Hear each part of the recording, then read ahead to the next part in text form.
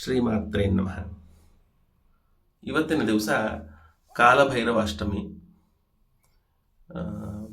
ಪ್ರತಿ ತಿಂಗಳು ಕೃಷ್ಣ ಪಕ್ಷದ ಅಷ್ಟಮಿಯನ್ನು ನಾವು ಕಾಲಭೈರವನ ಪೂಜೆಗೆ ಪ್ರಶಸ್ತವಾದ ದಿನ ಕಾಲಾಷ್ಟಮಿ ಅಂತ ಕರಿತೀವಿ. ಆದರೂ ಸಹ ಕಾರ್ತೀಕ ಮಾಸದ ಕೃಷ್ಣ ಪಕ್ಷದ ಅಷ್ಟಮಿ ಏನಿದೆ ಅವತ್ತಿನ ದಿವಸ ಕಾಲಭೈರವ ಪ್ರಾದುರ್ಭಾವ ಆಗಿದ್ದಾನೆ ಅಂತ ನಂಬಿಕೆ ಇರೋದರಿಂದ ಅವತ್ತು ಕಾಲಭೈರವನನ್ನು ವಿಶೇಷವಾಗಿ ಪೂಜಿಸುವಂಥ ಒಂದು ಪರಿಪಾಠ ನಮ್ಮಲ್ಲಿ ಇದೆ.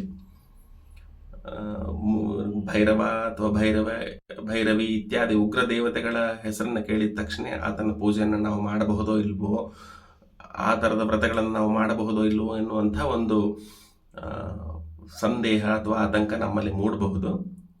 ಯಾವುದೇ ಉಗ್ರವಾದಂಥ ಭೈರವ ಉಪಾಸನೆ ಆಗಲಿ ಅಥವಾ ತಂತ್ರ ಸಾಧನೆಯ ಬಗ್ಗೆ ಆಗಲಿ ನಾನು ಮಾತಾಡ್ತಾ ಇಲ್ಲ. ಅದನ್ನು ಗುರುವಿನ ಮಾರ್ಗದರ್ಶನ ಇಲ್ಲದೆ ಅಥವಾ ಭಗವತ್ ಪ್ರೇರಣೆ ಇಲ್ಲದೆ ನಾವ್ಯಾರೂ ಮಾಡಲಿಕ್ಕೆ ಸಾಧ್ಯವಿಲ್ಲ ಮತ್ತು ಮಾಡಲೂಬಾರದು.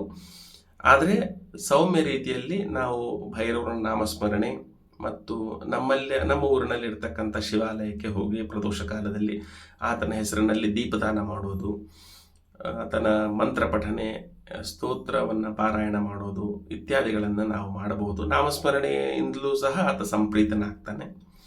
ಅಥವಾ ಸರ್ವತಾ ಶಕ್ತಿ ಇಲ್ಲದೆ ಹೋಗಿದ್ರೆ, ಏನು ಮಾಡಲಿಕ್ಕೆ ಆಗದೆ ಇದ್ದರೆ ಆತ ಸಂಪ್ರೀತನಾಗಲಿ ಅಂತ ಮನಸ್ಸಿನಲ್ಲಿ ಸಂಕಲ್ಪ ಮಾಡಿಕೊಂಡು ಆತನ ವಾಹನವಾಗಿರ್ತಕ್ಕಂಥ ನಾಯಿಗೆ ಅನ್ನವನ್ನು ಅಥವಾ ರೊಟ್ಟಿಯನ್ನು ಅಥವಾ ಇನ್ಯಾವುದೋ ತಿನಿಸನ್ನು ಕೂಡ ನೀಡುವುದರಿಂದಲೂ ಸಹ ಆತ ಸಂಪ್ರೀತನಾಗ್ತಾನೆ. ಭೈರವ ಮುಖ್ಯವಾಗಿ ರಕ್ಷಕ ಶಕ್ತಿ. ಅಷ್ಟಾದಶ ಶಕ್ತಿ ಪೀಠಗಳಲ್ಲಿ ಪ್ರತಿಯೊಂದು ಶಕ್ತಿ ಪೀಠದಲ್ಲಿಯೂ ಸಹ ಆತ ರಕ್ಷಕನಾಗಿ ಕ್ಷೇತ್ರಪಾಲನಾಗಿ ಅಲ್ಲಿ ನೆಲೆಸಿರ್ತಾನೆ. ಶಕ್ತಿ ಉಪಾಸನೆ ಮಾಡುವವರು ಅಥವಾ ದೇವಿಯ ಉಪಾಸನೆ ಮಾಡಬೇಕು ಅಂತ ಅಂದುಕೊಂಡವರಿಗೆ ಆತನ ಅನುಜ್ಞೆ ಇಲ್ಲದೆ ಆ ಮಾರ್ಗದಲ್ಲಿ ಮುಂದುವರಿಲಿಕ್ಕೆ ಆಗೋದಿಲ್ಲ ಅನ್ನೋ ಬಲವಾದ ನಂಬಿಕೆ ಇದೆ. ಅಂದರೆ ಶಕ್ತಿ ಉಪಾಸನೆ ಮಾಡೋದಕ್ಕೆ ಆತನೇ ಪ್ರೇರಕ ಮತ್ತು ಕಾರಕ, ಮಾರ್ಗದರ್ಶಕ ಅನ್ನುವಂಥ ನಂಬಿಕೆ ಇರೋದರಿಂದ ಆತನ ಅನುಕಂಪವನ್ನು, ಆತನ ಅನುಜ್ಞೆಯನ್ನು ಪಡೆದು ನಾವು ಆ ದಾರಿಯಲ್ಲಿ ಮುಂದುವರಿಯಬಹುದು. ಒಂದು ಸಲ ಆತ ನಮ್ಮನ್ನು ಅನುಗ್ರಹಿಸಿದ ಮೇಲೆ ಶಕ್ತಿಪಾಸನೆಯಲ್ಲಿ ಬರುವಂಥ ಅಡೆತಡೆಗಳನ್ನು ಅಥವಾ ಪ್ರಲೋಭಗಳಿಂದ ನಮ್ಮನ್ನು ದೂರ ಇಡುವುದು, ಈ ಥರದ ನಮ್ಮ ಬುದ್ಧಿಯನ್ನು ಕೇವಲ ನಮ್ಮ ಆತ್ಮಸಾಧನೆ ಮತ್ತು ಸಜ್ಜನರ ಹಿತದೃಷ್ಟಿಯಿಂದ ಮಾಡುವಂಥ ಕೆಲಸಗಳಿಗೆ ಮಾತ್ರ ಪ್ರೇರಕನಾಗಿರ್ತಾನಾಗಲಿ, ಬೇರೆ ಯಾವುದೇ ದುಷ್ಟ ಪ್ರಯೋಗಗಳತ್ತ ನಮ್ಮನ್ನು ಪ್ರಲೋಭಿಸುವಂಥ ಶಕ್ತಿಗಳನ್ನು ಆತ ನಿಯಂತ್ರಿಸ್ತಾನೆ.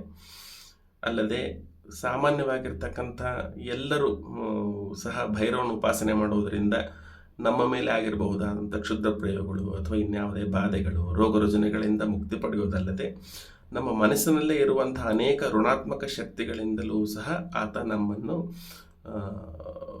ಕಾಪಾಡ್ತಾನೆ ಅಂಥೇಳಿ ನಂಬಿಕೆ ಇರೋದ್ರಿಂದ ಭೈರವನ ಪೂಜೆಯನ್ನು, ನಾಮಸ್ಮರಣೆಯನ್ನು ವಿಶೇಷವಾಗಿ ಎಲ್ಲರೂ ಮಾಡಬಹುದು. ಅಷ್ಟಭೈರವರು ಅಂತ ಕರಿತೀವಿ. ಅಂದರೆ ಅಸಿತಾಂಗ ಭೈರವ, ರುರು ಭೈರವ, ಚಂಡ ಭೈರವ, ಕ್ರೋಧ ಭೈರವ, ಉನ್ಮತ್ತ ಭೈರವ, ಕಪಾಲ ಭೈರವ, ಭೀಷಣ ಭೈರವ ಮತ್ತು ಸಂಹಾರ ಭೈರವ ಅಂಥೇಳಿ ಈ ಭೈರವರಿಗೂ, ಈ ಅಷ್ಟಭೈರವರಿಗೂ ಸಹ 8 ಜನ ಸಹಚರರಾಗಿ, ಅನುಚರರಾಗಿ ಭೈರವರು ಇರ್ತಾರೆ. ಒಟ್ಟು 64 ಜನ ಭೈರವರಿದ್ದಾರೆ ಮತ್ತು ಅವರೆಲ್ಲರಿಗೂ ಅಧಿಷ್ಠಾತೃ ಶಕ್ತಿಯಾಗಿ ಕಾಲಭೈರವ ನೆನೆಸಿದ್ದಾನೆ ಅಂಥೇಳಿ ನಂಬಿಕೆ ಇದೆ. ಹಿಂದೂಗಳ ಪವಿತ್ರ ಕ್ಷೇತ್ರವಾದ ಕಾಶಿ ಕ್ಷೇತ್ರದಲ್ಲಿ ಸಹ ಕಾಲಭೈರವನ ಸಾನ್ನಿಧ್ಯ ವಿಶೇಷವಾಗಿದೆ. ಮತ್ತು ಕಾಶಿಯ ಕ್ಷೇತ್ರಪಾಲ, ಕಾಶಿಯ ಕೊತ್ವಾಲ್ ಅಂತ ಕೂಡ ಕಾಲಭೈರವರನ್ನು ಕರಿತೀವಿ. ಆತನ ಅನುಜ್ಞೆ ಇಲ್ಲದೆ ಕಾಶಿ ಕ್ಷೇತ್ರದಲ್ಲಿ ಯಾರೂ ಹೋಗೋದಕ್ಕೆ ಆಗೋದಿಲ್ಲ ಅಂಥೇಳಿ ನಂಬಿಕೆ ಇರೋದ್ರಿಂದ ಮೊದಲಿಗೆ ಆತನ ದರ್ಶನವನ್ನು ಪಡೆದ ನಂತರ ಉಳಿದ ಎಲ್ಲ ದೇವಸ್ಥಾನಗಳಿಗೆ ದರ್ಶನ ಮಾಡುವಂಥ ಪರಿಪಾಠ ಇದೆ. ಮತ್ತು ಆ ದೇವಸ್ಥಾನದಲ್ಲಿ ಸಿಗುವಂಥ ಒಂದು ಕಪ್ಪು ಬಣ್ಣದ ರಕ್ಷಾಸೂತ್ರವನ್ನು ಕೈಗೆ ಕಟ್ಟಿಕೊಳ್ಳುವುದರಿಂದ ಸಹಿತ ಆತನ ರಕ್ಷೆ ನಮಗೆ ಇರ್ತದೆ ಅಂಥೇಳಿ ನಂಬಿಕೆ ಇದೆ. ಕಾಶಿಯಲ್ಲಿ ಸಹ 8 ಭೈರವರಿದ್ದಾರೆ. ಭೂತ ಭೈರವ, ಬಟುಕ ಭೈರವ, ಆಸ್ ಭೈರವ, ಆನಂದ ಭೈರವ, ಕ್ಷೇತ್ರಪಾಲ ಭೈರವ, ದಂಡಪಾಣಿ ಭೈರವ, ಲಾಟ್ ಭೈರವ ಮತ್ತು ಕಾಲಭೈರವ ಅಂಥೇಳಿ ಆ ದೇವಸ್ಥಾನಗಳಿಗೆ ಕೂಡ ನಾವು ಹೋಗಿ ಭೇಟಿ ಕೊಟ್ಟು ಆತನ ದರ್ಶನವನ್ನು ಮಾಡಬಹುದು. ನವರಾತ್ರಿ ಸಮಯದಲ್ಲಿ ಸಹ ನಾವು ಅಷ್ಟಭೈರವರ ಪೂಜೆ ಮಾಡ್ತೇವೆ. ಮತ್ತು ಉತ್ತರಾದಿಗಳಲ್ಲಿ ಕುಮಾರಿ ಪೂಜೆಯನ್ನು ಮಾಡುವಾಗ, ಕನ್ನಿಕಾ ಪೂಜೆಯನ್ನು ಮಾಡುವಾಗ ಒಬ್ಬ ಹುಡುಗಿಯರ ಜೊತೆ 8 ಜನ ಹುಡುಗಿಯರು ಅಥವಾ 3 ಜನ ಹುಡುಗಿಯರು, ಎಷ್ಟು ಜನ ಕನ್ನಿಕೆಯರನ್ನು ನಾವು ಕರೆಸಿದರೂ ಸಹ ಒಬ್ಬ ಹುಡುಗನನ್ನು ಭೈರವನ ರೂಪದಲ್ಲಿ ಕರೆಸಿ ಆತನನ್ನು ಪ್ರತ್ಯಕ್ಷವಾಗಿ ಪೂಜೆ ಮಾಡುವಂಥ ಒಂದು ಪರಿಪಾಠ ಸಹ ಎಲ್ಲರಲ್ಲಿ ಇದೆ. ಇವತ್ತಿನ ದಿವಸ ನಾವು ಶಿವಾಲಯಕ್ಕೆ ಭೇಟಿ ಕೊಟ್ಟು ದೀಪದಾನ ಮಾಡೋದು ಅಥವಾ ನಾಯಿಗೆ ಅನ್ನವನ್ನು ನೀಡುವುದು, ಏನು ಆಗದಿದ್ದರೆ ಮನೆಯಲ್ಲಿ ಸ್ತೋತ್ರ ಪಾರಾಯಣ ಮಾಡಬಹುದು. ಅತ್ಯಂತ ಜನಪ್ರಿಯವಾದ ಕಾಲಭೈರವಾಷ್ಟಕ ಇದೆ.